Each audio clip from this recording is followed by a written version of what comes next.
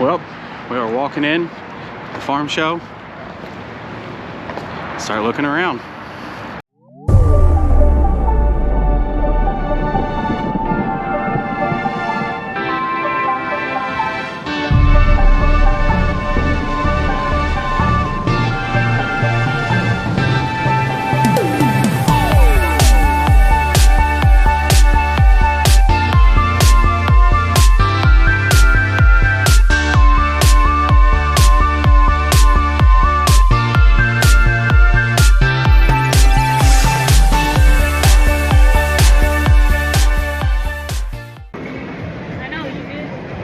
Well, we made it inside and we are going around checking out the stuff that we definitely want to check out for us, and then after that gonna kind of walk around and check everything else out.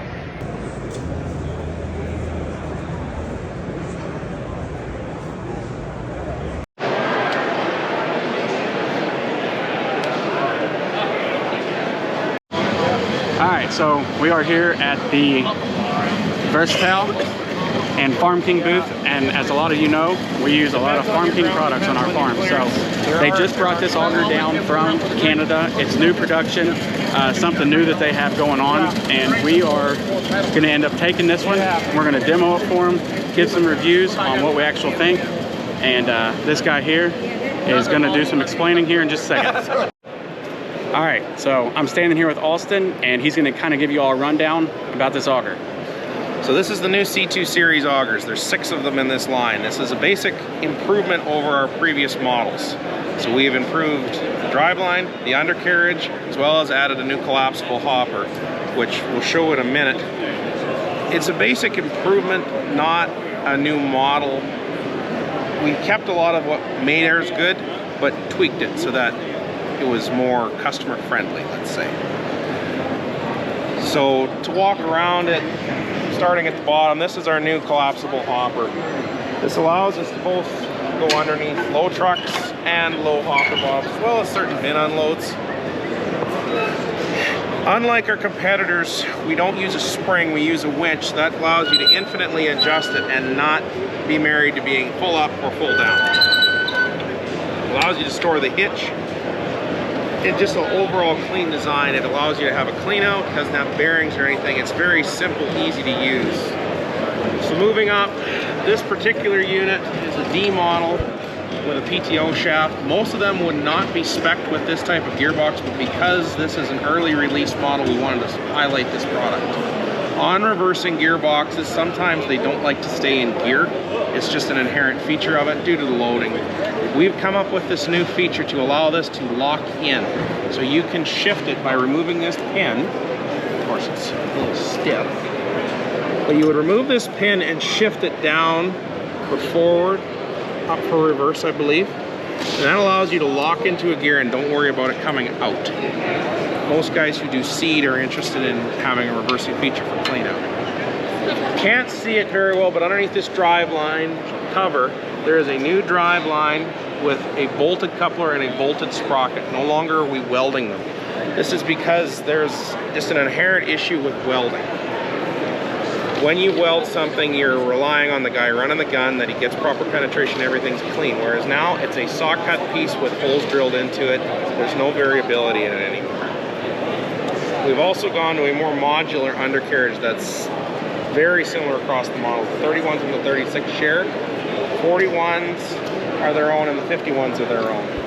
There's 3 styles. There's a D model, an E model, which would have a undercarriage mount for a gas engine or an electric engine, as well as a tube mount electric, which would mount over the gearbox and sit right here with a belt system. There's also a mover available on the 41s and the 51s for those interested in a power mover. Up at the top, it's basically the same thing. It's the same chain we've always had. Again, new top drive sprocket, easily re-geared. So if you want to go from a direct drive, which is 1-to-1, and want to go to a reduction drive later on, you can. There's some options coming out on these. There's a light kit coming. There is a transport light kit coming, along with an electric clutch for the E models. Other than that, it's basically what everybody's expected from Farm King. We have the same style of flighting. Little bit different. The 31s are a single piece. Everything else is a sleeve and 2 bolts. But very, very much a conventional auger. There's nothing magical. Yeah. But, so, that sounds good.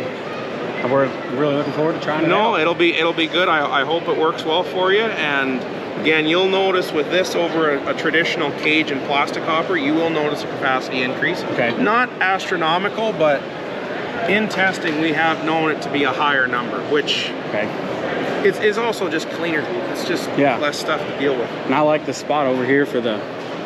Well, then you don't worry about... Yep, and you don't have to worry about losing your hitch then. When how many guys, you take your receiver out, you fire it at the back of your truck, you take it off town and go, oh, geez. Then the guys need to move the auger and you're not there. And you're dragging it around. Yeah, exactly. Yeah, no, that's a good feature. So, all right, like I said, appreciate it. Yeah, no, good to meet you. Glad you're trying it, and look forward to more down the road. Sounds good.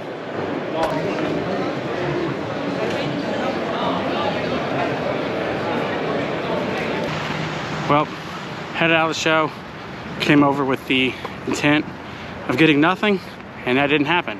So we're walking out to the truck for the day. I'm coming back over tomorrow, going to the tractor pull tomorrow night, and then that'll conclude our farm show visit.